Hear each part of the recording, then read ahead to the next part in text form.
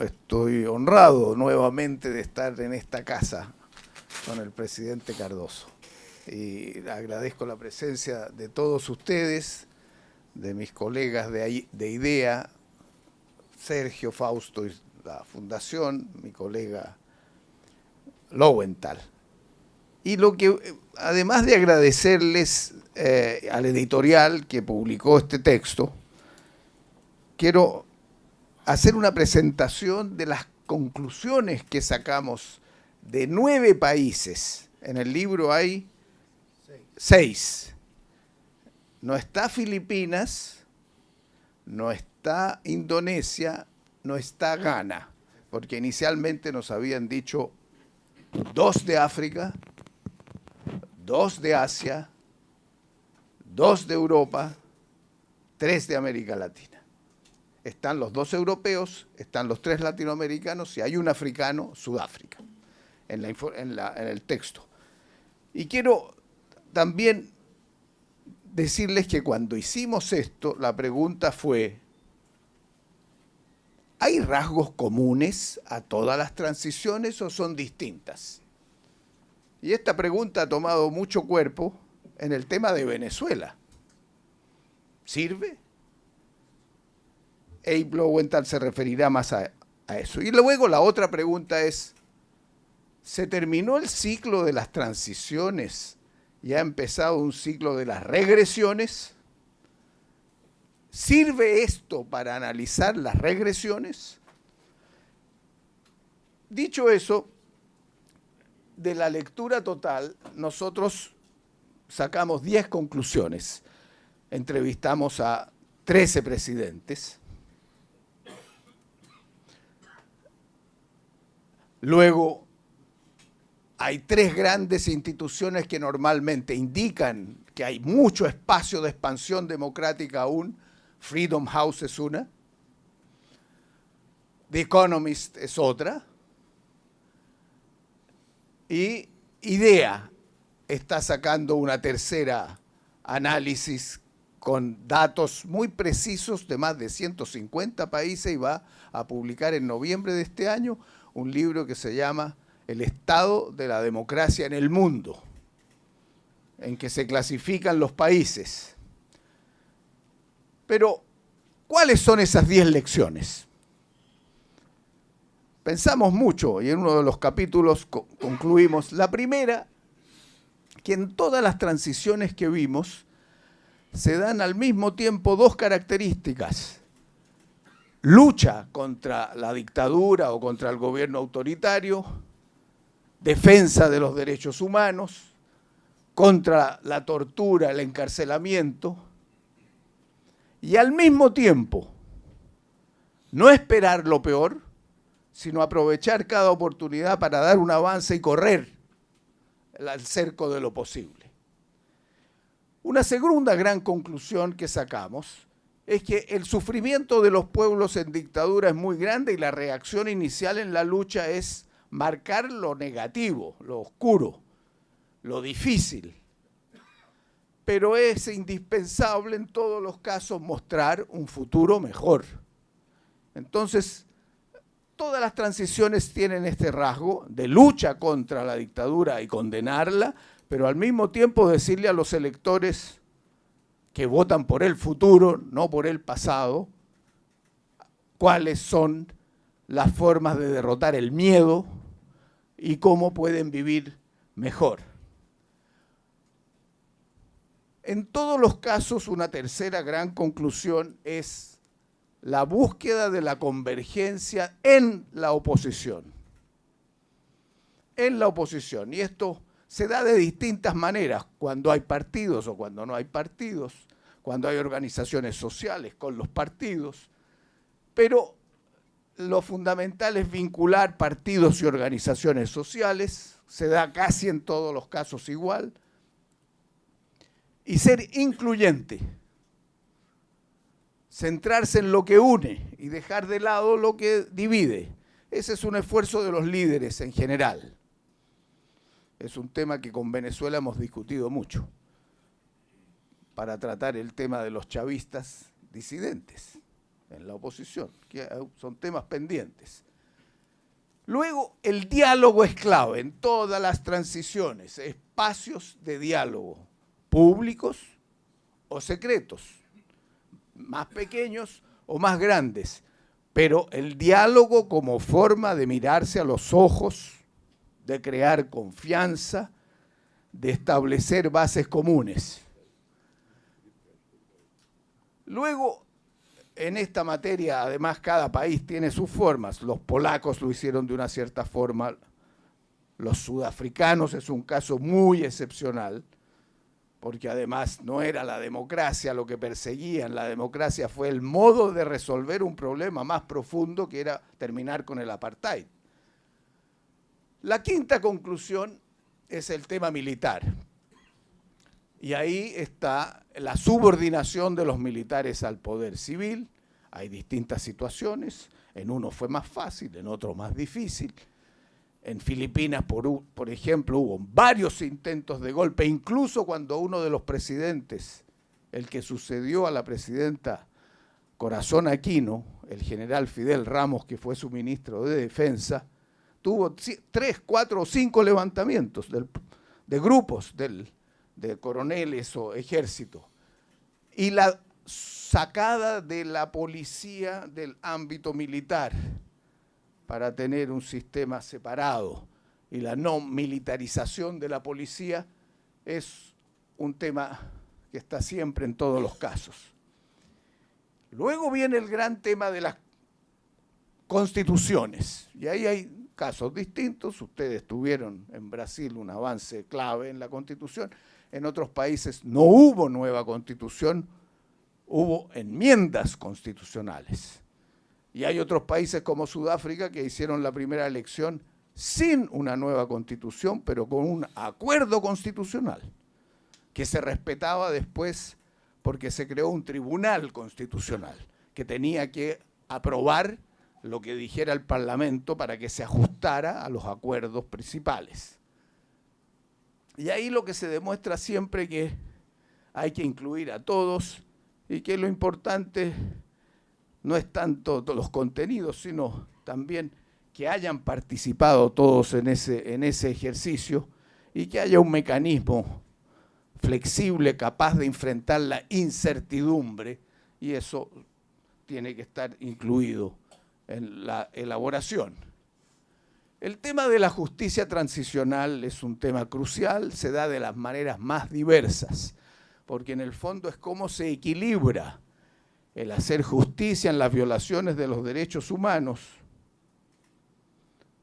con la posibilidad de aunar las capacidades políticas para salir de la dictadura. Ese debate es muy complejo, en algunos países se ha ido más lejos, se ha ido mucho más justicia, en otros menos, en otros se ha intentado terminar con las leyes de amnistía, en otros no se ha podido.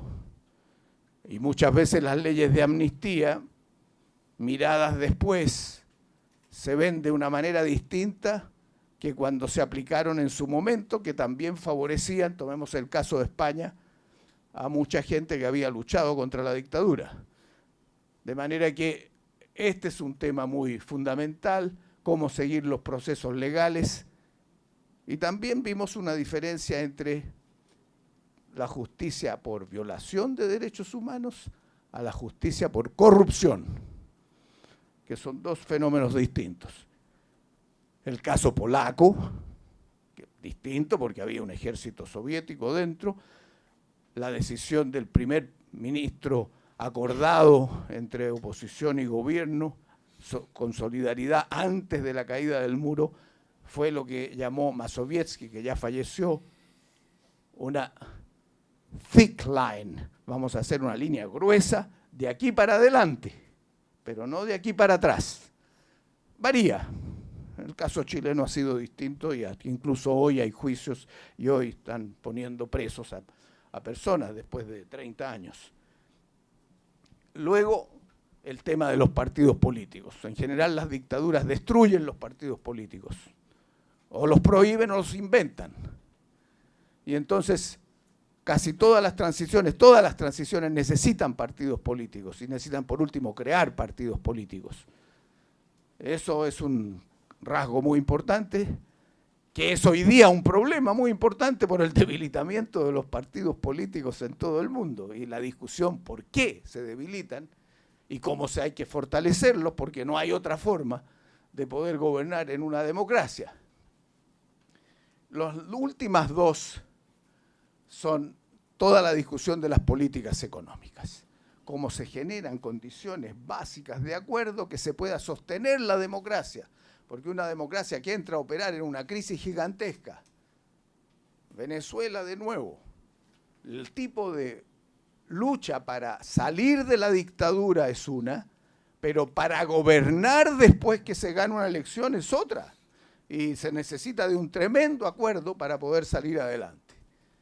Y en el tema de los apoyos externos también, todo esto fue muy clave, porque la mayoría de los casos, el presidente Cardoso, por ejemplo, en eso marcó en el libro, hay muchos puntos muy importantes que él hizo del caso brasilero, y que hemos reiterado de nuevo en el caso de lo que vemos hoy, que si no hay una oposición fuerte adentro que marque la estrategia, el apoyo internacional no sirve, tiene que ser en función de una estrategia interna. No puede venir una invasión de Trump para resolver un problema democrático de ese tipo. Hay un capítulo de mujeres en transiciones, que es muy importante, de cómo aprovechar el momento en que se produce para que las mujeres tengan una capacidad de organización dentro de los partidos y movimientos femeninos que puedan funcionar y no haya un comportamiento distinto entre las mujeres que están en los partidos y las mujeres que están en los movimientos sociales, que a veces son posiciones distintas. Cuando hay pocas mujeres en los partidos, no tienen fuerza para cambiar la forma de hacer política. Y por lo tanto el apoyo con los movimientos sociales de mujeres es fundamental. De manera que estos son los puntos que yo quería mencionar, estas materias las va a tratar Abe, los atributos de los líderes, y esto quería mostrárselos al final. Esto se va a publicar en meses más. Aquí hay una cuantificación hecha por IDEA de 5 grandes indicadores de democratización y cada uno de los 5 tiene como 10 indicadores cuantitativos. Y es bien interesante el cuadro, solo un país está sobre los estándares en todos, que es Uruguay.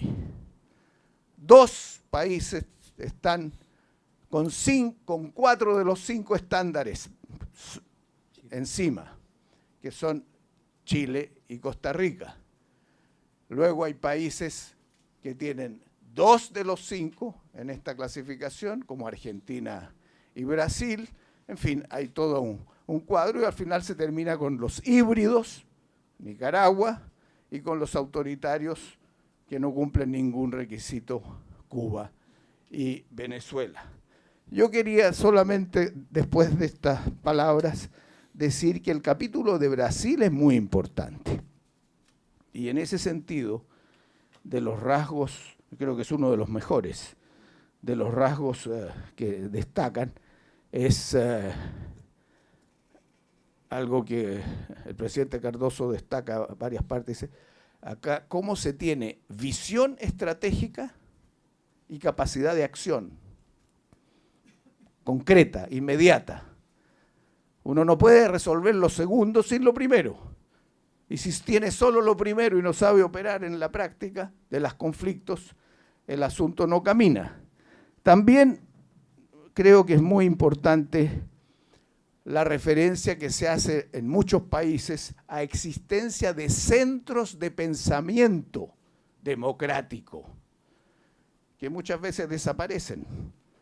Pero el haber pensado antes, el haber creado institutos antes y juntado gente antes, ayuda. Esto no se puede hacer sin ideas, e ideas profundas. Y por lo tanto ese es un rasgo también que surge del análisis, también del análisis de Brasil. Y el otro tema muy brasilero es el manejo de la incertidumbre. O sea, hay pocas transiciones en que el primer presidente se muere antes de ejercer, el segundo presidente es destituido por un impeachment.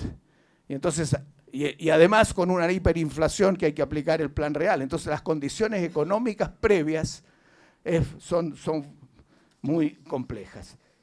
Y para hoy, uno se pregunta, ¿cómo esto aplicamos a los casos de regresión? Todavía hay avances importantes de transiciones, África. Pero hay muchas regresiones. ¿Cómo se detecta una regresión a tiempo para poder operar? ¿En qué áreas? ¿Cómo se genera más resiliencia democrática, más estructuras democráticas sólidas? ¿Cómo se fortalece la sociedad civil y los partidos? ¿Cómo se fortalece la institucionalidad?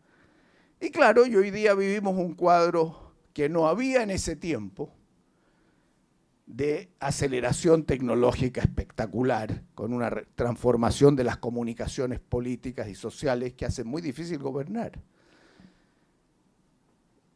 Y el nacionalismo que tiende a quitar espacio a la democracia, en un mundo en que la gobernabilidad global está también debilitada. El caso de Estados Unidos, China, con nosotros los latinoamericanos es muy complejo, si no lo sabemos manejar todos unidos.